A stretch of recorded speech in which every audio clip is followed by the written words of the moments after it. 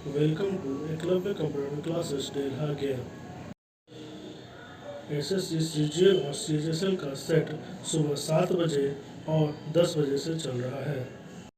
बिहार दरोगा मेंस के लिए सेट सुबह 7 बजे, 10 बजे और शाम 3 बजे चल रहा है। NTPC CBT 2 mains mock test सुबह 8 बजे और शाम 3 बजे से चल रहा है। ग्रुप डी का मॉक टेस्ट सुबह 8 बजे और शाम 3 बजे से चल रहा है।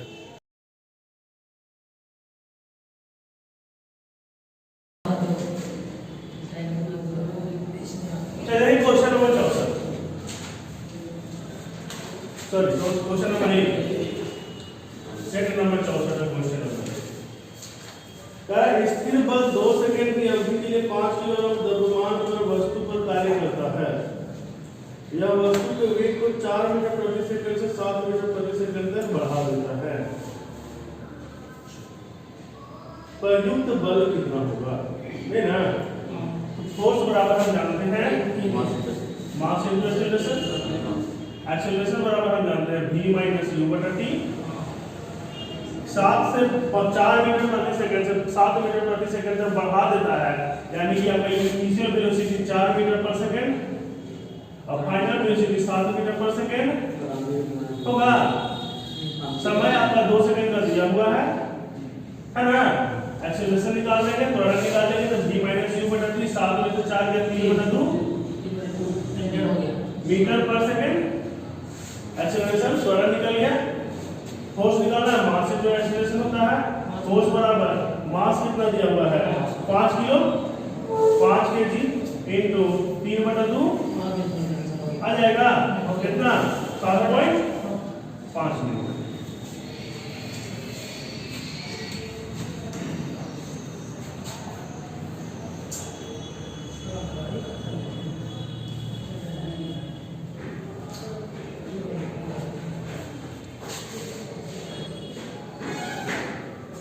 क्वेश्चन नंबर 5 सुनीता बात के दिमाग में क्वेश्चन में दिया हुआ क्या है। क्वेश्चन नंबर 5 में नितारा पश्चिम की ओर 1 किलोमीटर चलती है और बाएं मुड़ जाती है। नितारा 1 किलोमीटर पश्चिम की ओर 1 किलोमीटर चलता है। पश्चिम इधर देखिए यहाँ ये वाला पश्चिम, उत्तर, पूर्व, पश्चिम, दक्षिण, ठीक है। कितना चली यहाँ से 1 किलोमीटर पश्चिम की ओर चली और बाएं मुड़ जाती है। बाएं मुड़ कितनी जाएगी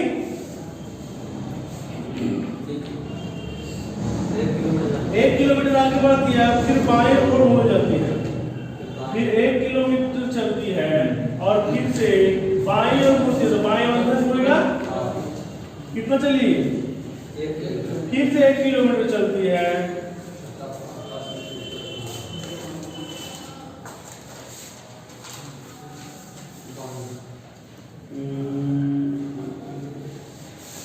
और बाईं ओर मुड़ जाती है। उसके बाद 450 मीटर चलती है। बाईं ओर मुड़ेगी यहाँ से, बाईं ओर मुड़ेगी तो ऊपर की ओर, बाईं ओर मुड़ने कितना चलेगी 450 मीटर चली है ना। ये सब 1000 मीटर है, ये भी 1000 मीटर है, ये भी 1000 मीटर है और ये है 450 मीटर है। तो कहाँ पर है वो? तो पूरा यहाँ से यहाँ तक का दूरी 1000 मीटर है। यहाँ से 450 मीटर चली है तो कितना दूरी बच गया चलने के लिए, यानी कि यहाँ से यहाँ तक कितना दूरी है 550 मीटर, ठीक है ना। चलिए क्वेश्चन नंबर 5 के बाद है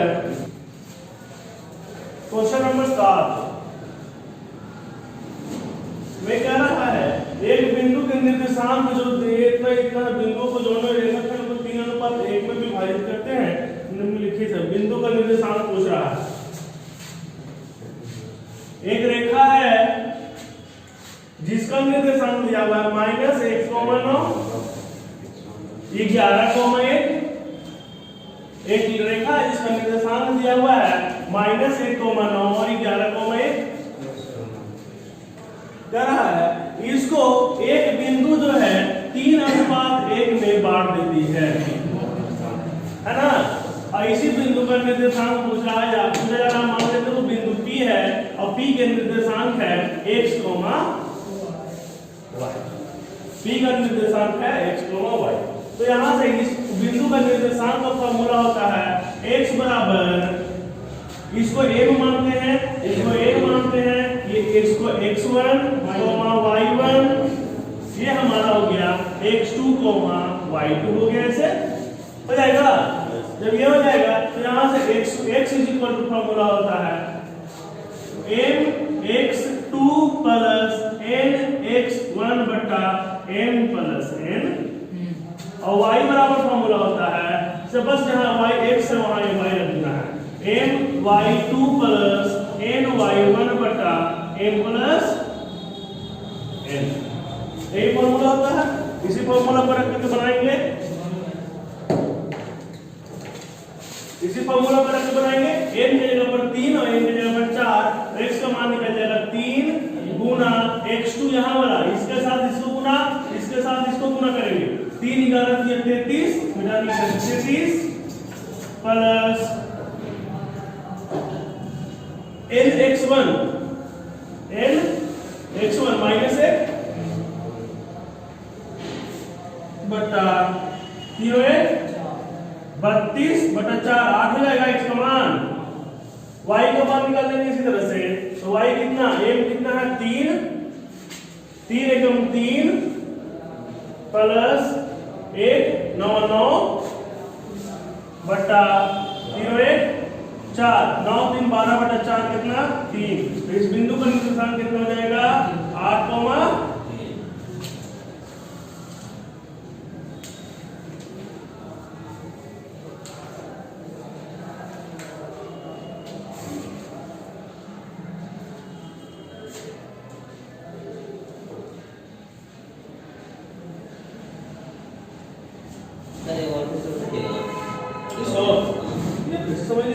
देखिए दो बिंदु अगर दिया हुआ है, एक रेखा है जिसका निर्देशांक अगर जिसके दो बिंदुओं के एक रेखा, दो बिंदुओं को जोड़ने वाली रेखा है, दोनों बिंदुओं का निर्देशांक अगर x1, y1 दिया हुआ है और x2, y2 दिया हुआ है, अगर दिया हुआ है, अगर बीच में कोई बिंदु है P जो इसको m/n में बांटती है, तो P का निर्देशांक जो होता है x y अगर हम मान लें तो P का जो वैल्यू x का वैल्यू ये होता है mx2 प्लस nx1 बटा m plus n। Directly formula basis question है। y का वैल्यू जो होगा my2 प्लस ny1 बटा m प्लस n होता है। बाकी x का x1 x2 का वैल्यू रख दीजिए, m का वैल्यू रख दीजिए, x y का वैल्यू निकल जाएगा। ठीक है, डायरेक्टली फार्मूला है, क्लास 9 में पढ़ना है, 9 में 10 में पढ़ना है। कोऑर्डिनेट ज्योमेट्री में सेक्शन फार्मूला के नाम से इसको जानते हैं, सेक्शन फार्मूला। हाँ, इसको हम लोग सेक्शन फार्मूला के नाम से जानते हैं।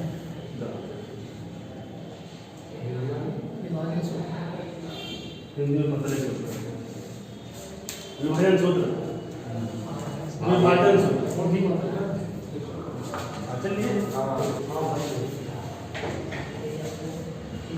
चलिए क्वेश्चन नंबर 12,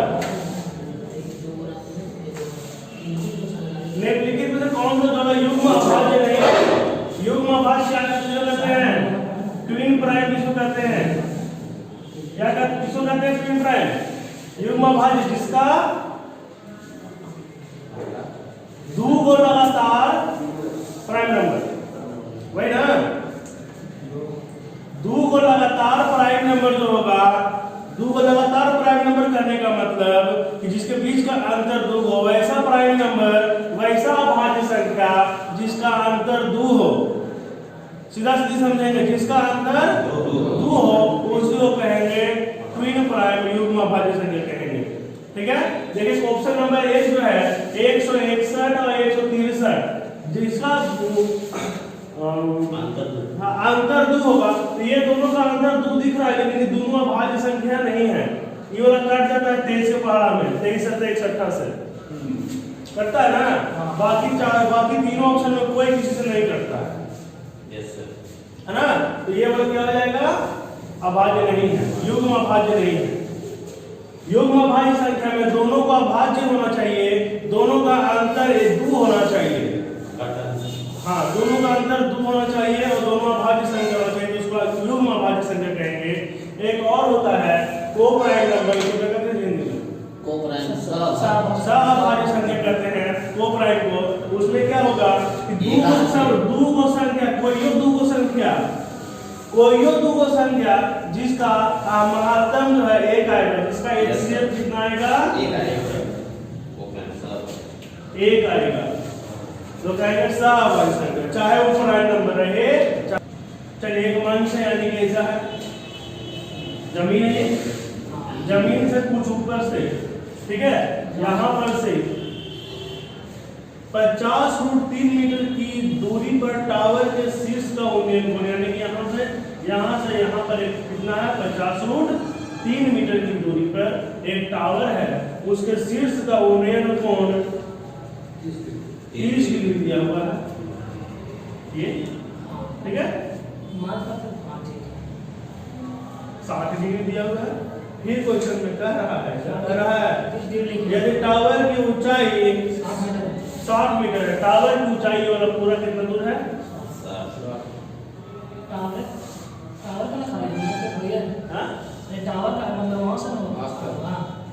टावर जमीन से ना रहेगा, जमीन ही ना है। टावर की ऊंचाई 60 मीटर, मंच की ऊंचाई क्या होगी? ये वाला निकालना है ना। अगर हम देखेंगे 50√3, नहीं वाला भी 50√3 हो जाएगा ना। तो यहाँ पर अगर हम निकालेंगे तो इतना दूर कैसे निकल जाएगा? tan 30 लगा दीजिए, tan 30 का मान अगर हम इसको x मान लेंगे तो x बटा 50√3, tan थीटा का मान 1/√3 बराबर x बटा 50√3, √3 से √3 कटेगा, x का मान कितना आ गया? 50, यानी इतना दूर तक कितना है? 50 है, पूरा ही 60 है, मान 10 का ऊंचा रहेगा 10 मीटर। ऐसे में चलिए क्वेश्चन नंबर 14 के बाद 17।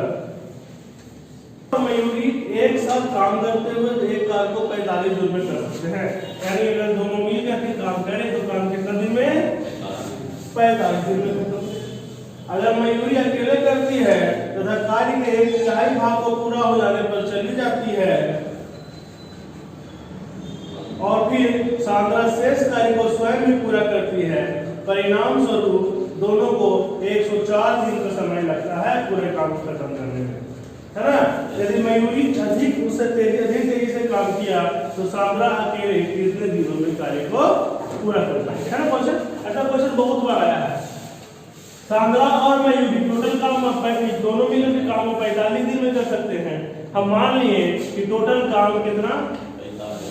45 अगर काम हो जाएगा तो दोनों को मिला करके क्षमता 1, दोनों को मिला करके क्षमता 1। अगर सेंट्रा का क्षमता 100 होगा तो मयूरी की क्षमता 1 - 1 हो जाएगा, अरे 1 मानना पड़ेगा इसमें, ठीक है। एक सेंट्रा का क्षमता अगर 1 मानेंगे तो मयूरी की क्षमता 1 - 1 हो जाएगा। आगे चलते हैं, क्वेश्चन में कह रहा है कि कुछ दिन तक काम करता है, कितना काम करती है? 1/3 काम करती है। 1/3 काम किया ना, तो 1/3 यानी कि 45 का 1/3 करेगा तो कितना? 15 काम यानी कि कौन? मयूरी 15 काम करी है और शेष काम कोई करी है कितना? 30 काम कोई करी है ना। तो दोनों का अलग अलग हम क्षमता के साथ अगर हम देख लेंगे तो हमारा काम निकल जाएगा। देख लीजिए कि 15 काम करी है, इसका क्षमता इतना है तो समय कितना लगेगा? 15/1 + x लगेगा। और बाकी शेष काम 30 को x क्षमता के साथ करी है तो इसको समय लगेगा 30/x लगेगा। और दोनों मिल करके काम को कितना दिन में करती है? ठीक है, बस x का मान निकालना है।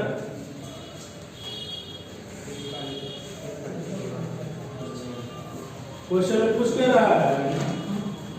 तो सांद्रा अकेले कितने दिनों में कार्य को पूरा कर पाएगी? सांद्रा अकेले की बात किया जा रहा है। सांद्रा का क्षमता 30/x है तो हमको आंसर निकालना है 45/30 गुना x। x का जो वैल्यू है इसका आंसर वो निकालना है। ठीक है, वैल्यू हम किसका निकालना है 45/30।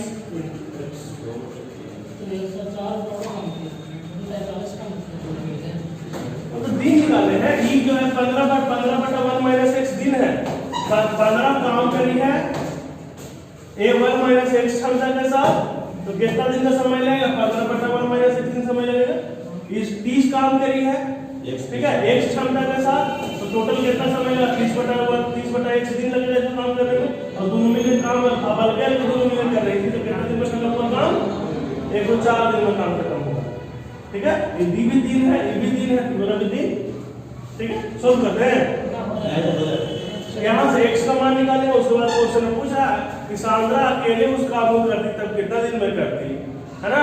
तो सांद्रा का क्षमता कितना निकल गया 30/, सांद्रा कितना दिन में कितना काम 30/x ना, टोटल का सांद्रा के बारे में पूछा ना। 45/x कर देंगे तब डायरेक्ट निकल जाएगा। 45 काम और सांद्रा का क्षमता x था, 45/x से राइट। दूसरा सांद्रा उस काम को करेगी तो कितना दिन में करेगी, तो वह सांद्रा और उसका क्षमता x है, तो 45/x निकल जाएगा।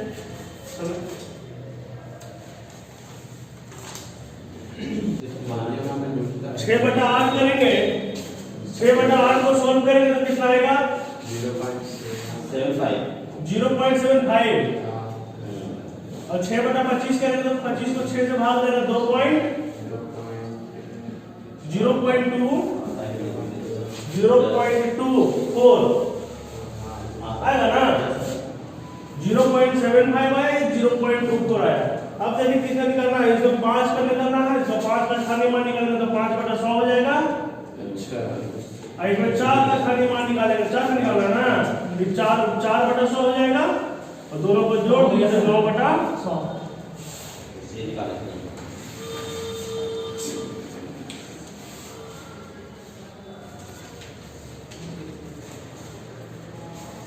21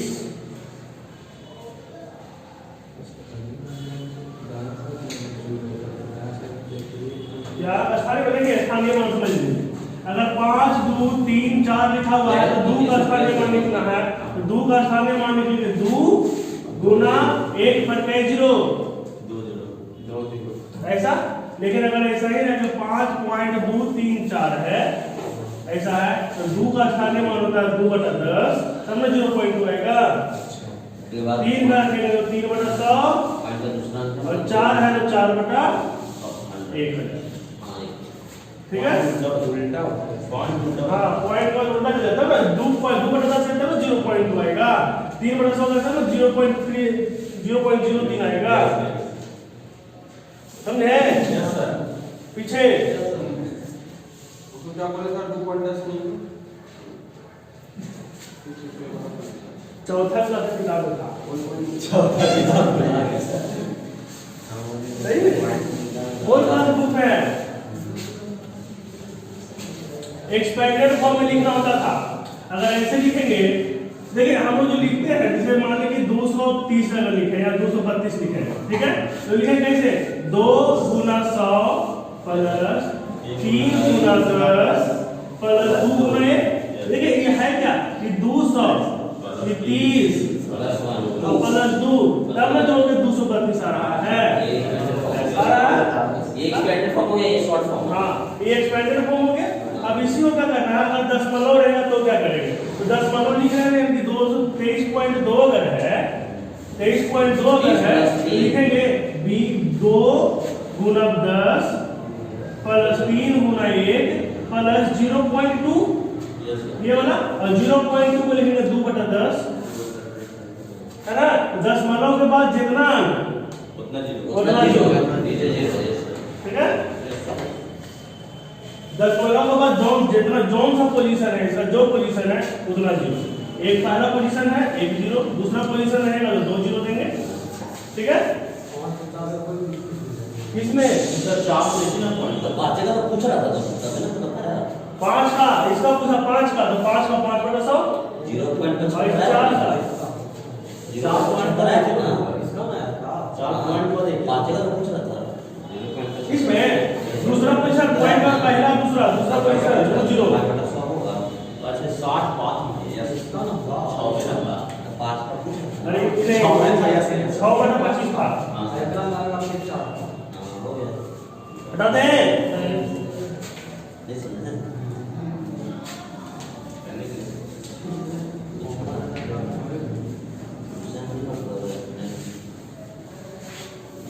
ये सब जब हम पढ़ते थे स्कूल मेरा तभी सब नहीं था, दशमलव वाला क्लास एक्सपेंडेड फॉर्म नहीं पढ़ना था, लेकिन आजकल की किताब में सब है, बस डेसिमल में एक्सपेंडेड फॉर्म। हम लोग जब स्कूल में पढ़ते थे फ्रैक्शन में एलसीएम नहीं था स्कूल में, था हम लोग को स्कूल में फ्रैक्शन का भिन्न का संख्या दिया हुआ है, उसका एलसीएम निकालिए, 2/3 और 4/5 का एलसीएम निकालिए। ऐसा क्वेश्चन था? नहीं था।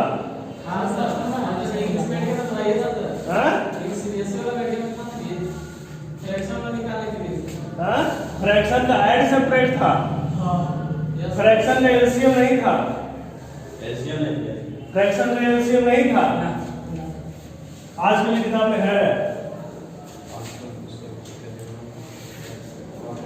आजकल के मैथ में 5वां चौथा 5वां में ये वैदिक मैथ पढ़ाया जाता है। सीबीएसई किताब देखिएगा तो हम लोग अभी बिहार बोर्ड की किताब में बताते हैं, या सीबीएसई में भी जो हम लोग कहते हैं किताब कहीं ऊपर हम कहीं नीचे, हम लोग के स्कूल में पढ़ाया जाता था स्कूल में। आजकल की किताब में है, आजकल की किताब में ये वाला है। बस ऐसे नहीं बोलता है कि किताब कहीं ऊपर हम कहीं नीचे, ऐसे नहीं बोलता है खाली। वहां दूसरा लैंग्वेज करके बोलता है, कंपेयरिंग करता है, कंपेयर करता है, तुलनात्मक विधि से बताता है।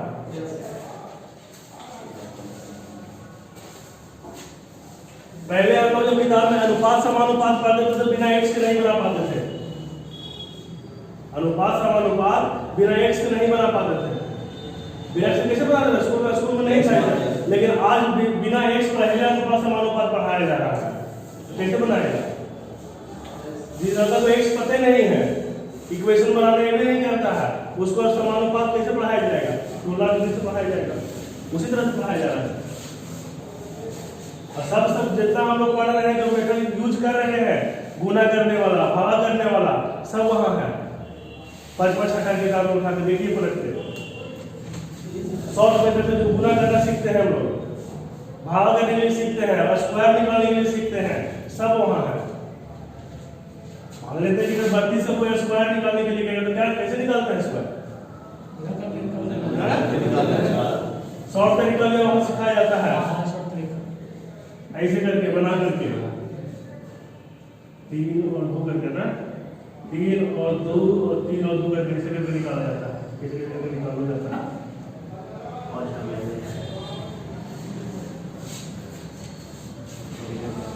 बहुत आजकल किताब में बहुत 5वां छठा किताब में बहुत कुछ ऐसा दिया हुआ है जो हम लोग शॉर्ट ट्रिक के नाम पर पढ़ते हैं कोचिंग में, कंपटीशन में।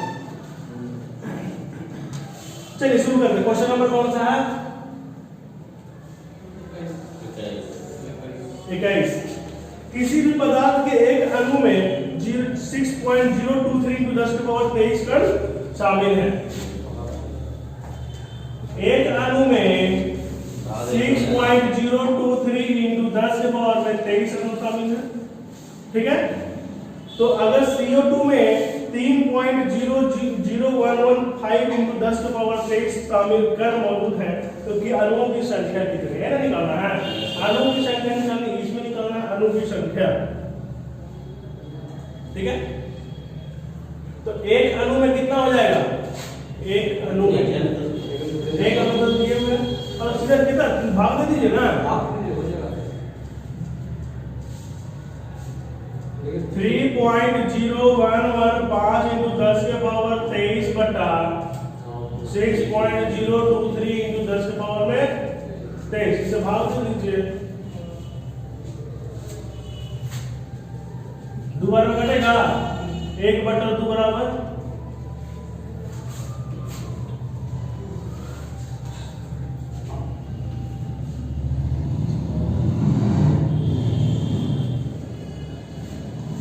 सीधा सीधा देखिए ऐसे हो जाएगा बिना बच्चों के लिए 3.0115 × 10⁻23 है ना, इतना में एक अणु, यस सर। इतना में एक अणु तो उसका आधा नहीं है, इतना में उसका आधा अणु, तो एक का आधा अणु हो जाएगा।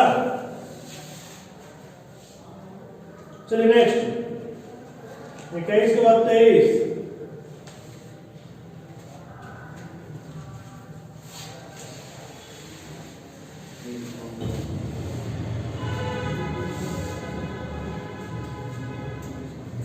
मान लेते एक रेडियो था, 6 वो रेडियो दिया है, जब एक रेडियो मानेंगे 6 वो रेडियो पर जितना नुकसान होता है, एक रेडियो पर उतना ही प्रतिशत नुकसान होगा। एक रेडियो पर उसको 20% तक क्या हो गया है, नुकसान हो गया। ठीक है, मान लेते हैं एक रेडियो की कीमत अगर 100 रुपया था,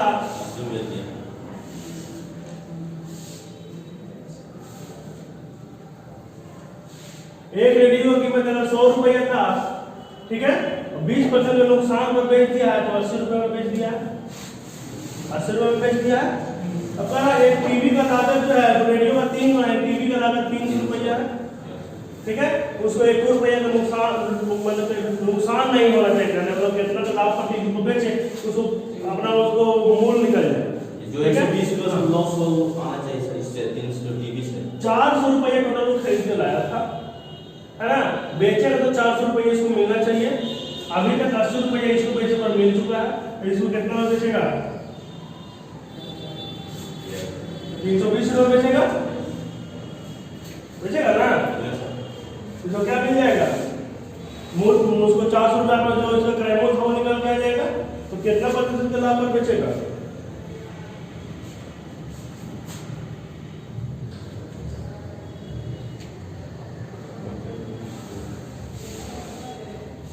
वो टीवी के साथ दिया हुआ क्या वो टीवी, हाँ 6 को टीवी है ना,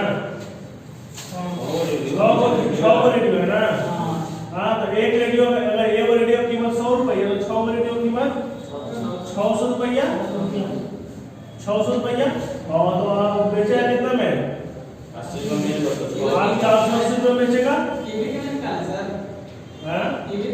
ये तो नहीं, इसका रेडियो का क्रय मूल्य, रेडियो का क्रय मूल्य हम 100 रुपया मांगी है, तो 6 को रेडियो तो 600 रुपया बेचे, कितना में बेच दिया, 20% नुकसान में 480 रुपये बेच दिया है ना। एक टीवी उसका 300 रुपये के है, उसको चाहिए बेचना कितना में पड़ेगा, 480, 600, 300, 900, 900 आने के लिए कितना बेचा, 420 में बेचना पड़ेगा, 420 में बेचेगा ना, तब 900 मिल जाएगा इसको, टोटल कितना 120 रुपया।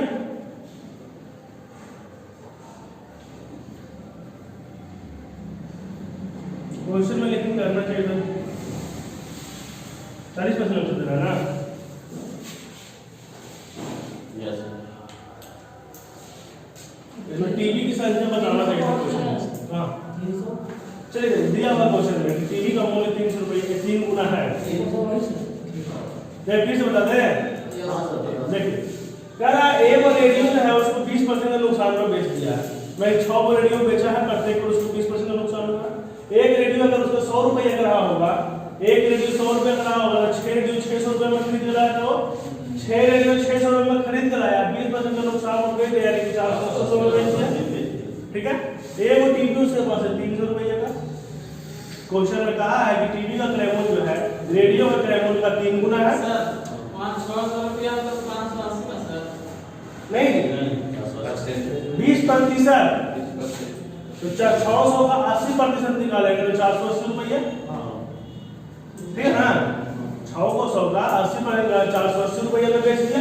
अब 300 रुपये में उसको 600 300 6 को रेडियो है वो टीवी 900 रुपये तो खरीदारी पड़ गया ना, तो उसके कितना बेचेगा, 300 क्रय मूल्य निकल जाए, लेकिन 900 रुपये उसको मिल जाए, फिर 480 में जाएगा, 420 चाहिए उसको, ठीक है, टोटल 900 रुपया हो जाएगा उसको, तो 420 में बेचेगा, 300 में 420 बेच रहा है, कितना प्रतिशत होगा, 120/300 में।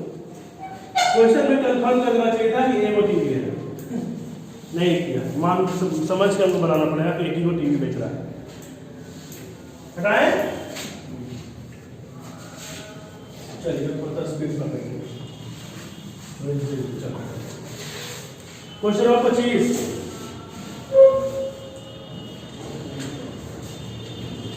क्या कह रहा है 25 में? सीमा की वार्षिक आय 15 लाख रुपए है। 30,000 रुपए का EMI देती है। तो साल में महीना में महीना बदलना पड़ेगा। उनके मासिक वेतन का कितना EMI जाता है? तो महीने में 30,000 रुपए देते हैं। 15 लाख रुपए साल भर में कमाते थे, एक महीने में कितना कमाएगी? 15 लाख बट्टा 12 गुना माइनस में 30,000 कितना 25 है?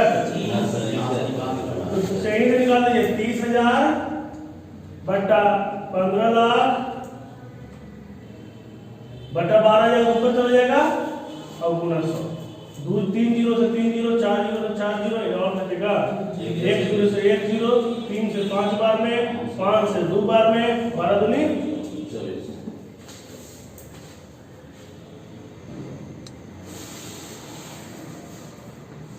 क्वेश्चन नंबर 34 देखिए क्या कर रहा है। घड़ी में 2:41 पर घड़ी की सुई मिनट और सुई द्वारा बने गए दो कोनों में छोटा वाला कोण कितना होगा? निकाल दीजिए कोण वाला फॉर्मूला से।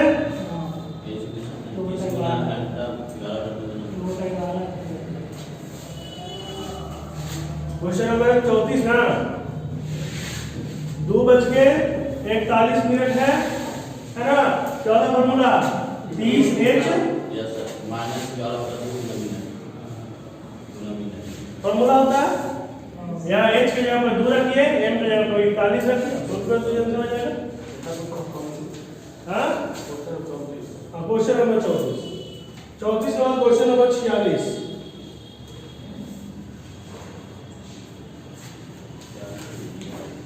उतारिए, फॉर्मूला भी उतारिए, सोच कर लीजिए। क्वेश्चन नंबर 46 कह रहा है, क्या कहा 46?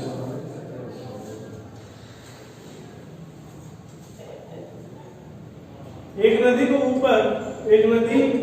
ऊपर की ओर 60 किलोमीटर दूरी तय करने में एक खेलने वाला 8 घंटा लगाता है। 60 किलोमीटर ऊपर की ओर जा रहा है, यानी कि उधर दिशा में जा रहा है। x प्लस माइनस वाई हो जाएगा 8 घंटा, तो x माइनस वाई बराबर कितना हो जाएगा? 15/2। जबकि नीचे की ओर यानी कि धारा के साथ चलेगा तो कितना किलोमीटर? उतना ही दूरी है ना। 5 घंटा लगता है। x प्लस वाई कितना हो जाएगा? 60/x प्लस वाई बराबर हो जाएगा 12। तो x प्लस वाई 5 घंटा ना, 5 घंटा x प्लस वाई हो जाएगा 12। x का मान और y का मान नहीं निकालेंगे, निकालना किसका है? x का निकालना है। दोनों को जोड़िए, 12 का 19.5, x मान जाएगा 19.5/2 9.7 किलोमीटर प्रति। किसी को दिक्कत? चलिए 46 के बाद 51 सुना है ना? किसी निजी कंपनी में कार्य करते हो तो 3 लाख रुपए बस निकाले।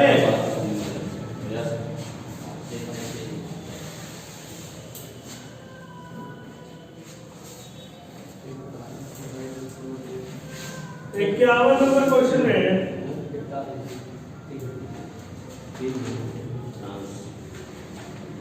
सुनैना किसी निजी कंपनी में कार्य करती है और वार्षिक आय 3 लाख रुपया है।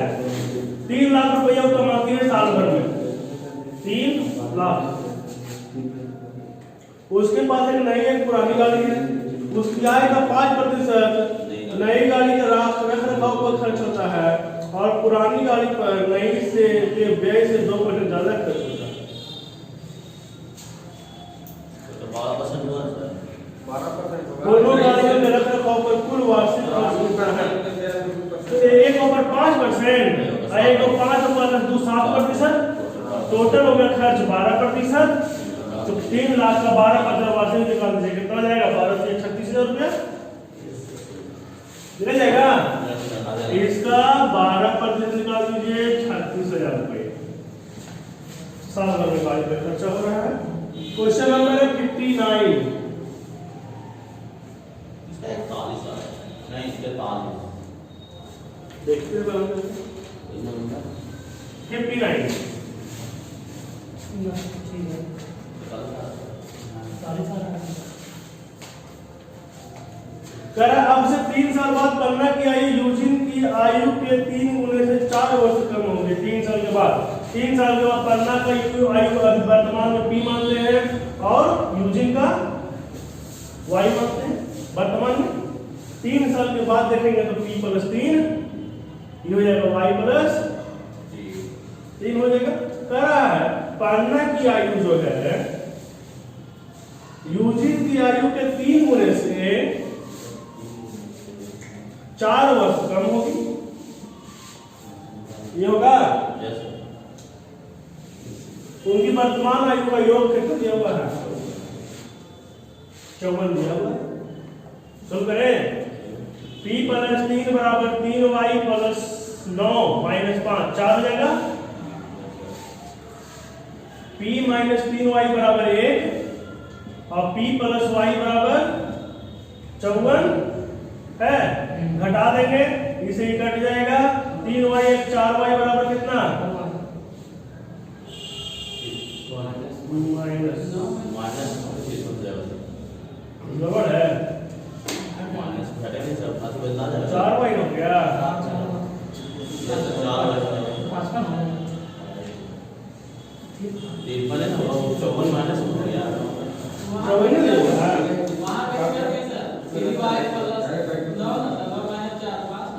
हाँ 5 है 2 52 हो जाएगा। तो y का मान कितना 13। ये 13 साल के वर्तमान में थे कितना साल हो जाएगा 41 साल के।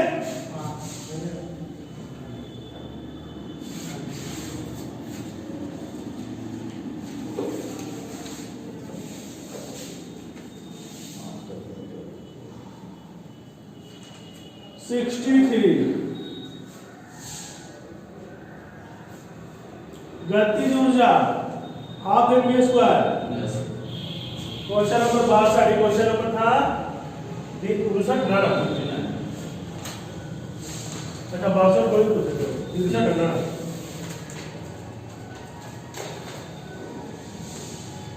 मिटा रहे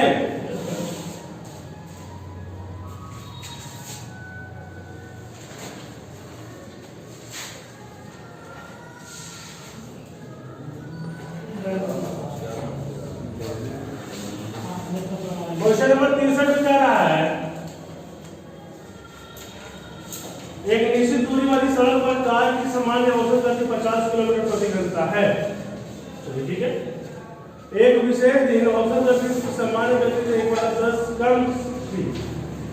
चलिए उसका औसत गति कितना 50 है लेकिन किसी स्पेशल दिन 1/10 कम है यानी कि 50 का 1/10 यानी कि 5 कम है 5 कम है यानी कि औसत चार्ज कितना है अभी 45 है। जिसका परिणाम स्वरूप यात्रा समाप्त करने में 18 मिनट अधिक समय लगा ना। तो 50 दूरी निकालते हैं मान लेते हैं कि दूरी दी था पहले चलता था 50 से अब वो आप नया चार्ज है 45 का 18 मिनट का समय लग रहा है 18/।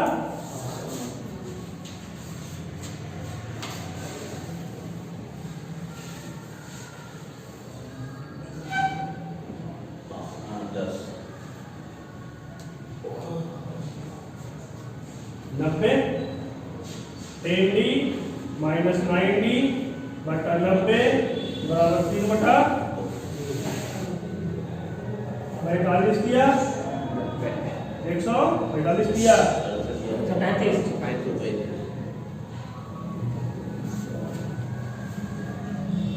इसमें तुलना नहीं करूँगा हाँ चाल दिया ना उलट देंगे तो समय निकल जाएगा तो कह रहा है कि 18 हाँ उससे बनाया था इससे नहीं बना था 45 और 50 टोटल दूरी कितना हो जाएगा एलसीएम ले लीजिए 270 नहीं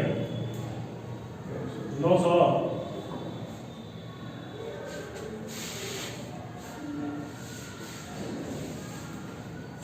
18 बार में, सॉरी ये 18 बार में, और 20 बार में 450 मिनट तो काम हो जाता है। 900 किताब वगैरह कितना समय लग रहा है? 18 मिनट। हाँ 18 मिनट निकलेगा आपका घंटा में, मिनट में 18/60 मिनट, 18/60 घंटा, 18/60 घंटा, हम कहेंगे 2 घंटा।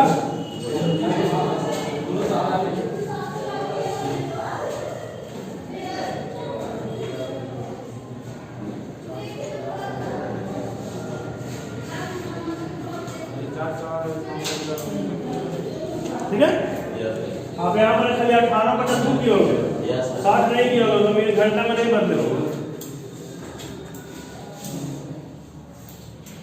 63 के बाद है 73, 73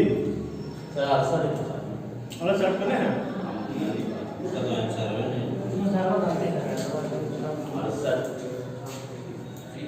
पूछते हैं ये हम ले से ना हो गया था ना। हम बोल रहे हैं करवा देंगे।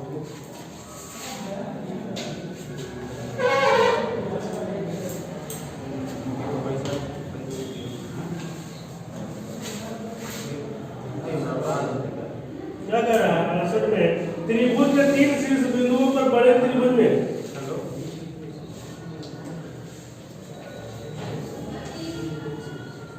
तीन छोटे त्रिभुज प्रत्येक समरूपी का 1/3 बनाया गया। ऐसा ये भी एक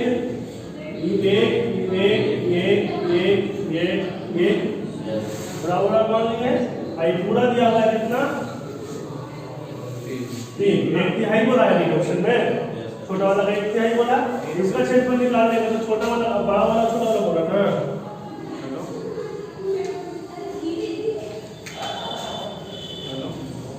तो तो पहले इसका 3 हुआ है, 3 गुना √3/4 into भुजा स्क्वायर, अनुपात पूछ रहा √3/4 into भुजा स्क्वायर, 3 का स्क्वायर 9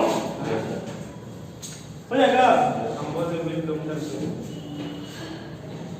शेष पूछ रहा है, इस शेष के बारे में बोल रहा है, तो शेष बोलेंगे तो कितना करेंगे? इसमें से घटा देंगे, पहले शेष का क्षेत्रफल निकाल लेते हैं। अलग ये निकल जाएगा, देखिए इतना से निकल जाएगा, छोटा वाला त्रिभुज ये का क्षेत्रफल निकल जाएगा, और इससे ये वाला जो निकलेगा ये कितना निकला है? पूरा बड़ा वाला का निकला है। इसमें से अगर इसको घटा देंगे तो पूरा निकल जाएगा। ठीक है, तो 3 into √3/4 स्क्वायर आई 9 है, घटाएंगे तो 6 into √3/4 हो जाएगा। इसका यानी कि ये जो पार्ट बचा हुआ है इसका क्षेत्रफल कितना आएगा? 6 √3/4 होगा। हाँ, इसमें से समझ आ गया। 9 into √3/4 था, 6 into 3 कितना? 2 into 3 into √3/4 है, घटाएंगे तो 6 into √3/4 बचेगा, बचेगा ना। इसका क्षेत्रफल हमको पता चल गया, ये तीनों का क्षेत्रफल हमको पता है, दोनों का अनुपात निकाल दीजिए। कितना? 3 √3/4 अनुपात 6 √3/4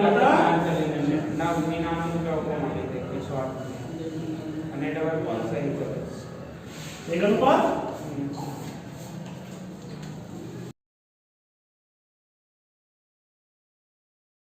किसी का नहीं, अपन मजे में लिखे थे।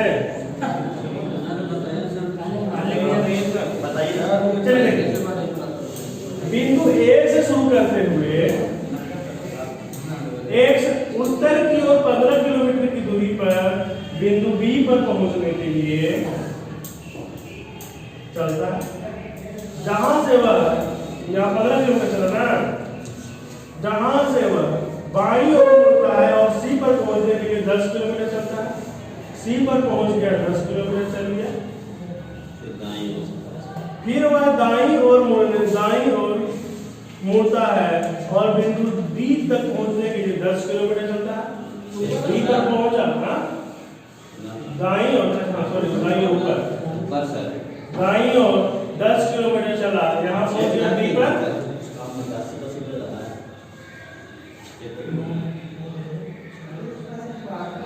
15, 10, 10, 15 के बाद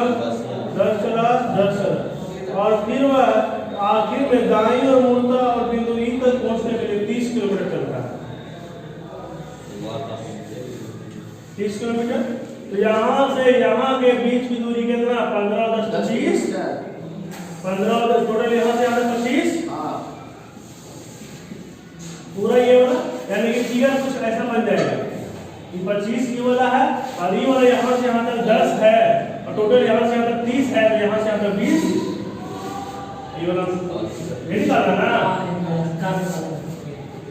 दोनों के बीच की दूरी निकालना ना।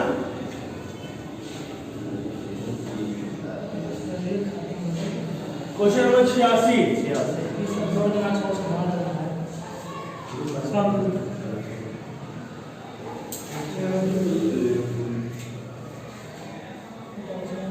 सुबह 6 बजे से दिन के 12 बजे तक कौन निकाल दो?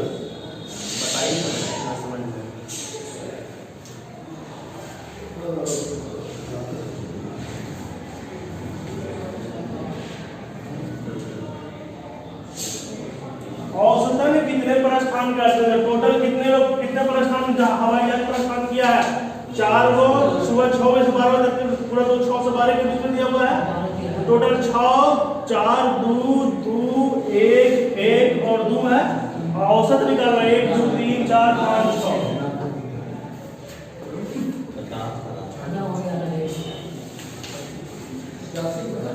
हाँ 86 का क्वेश्चन है भाई, आसान था।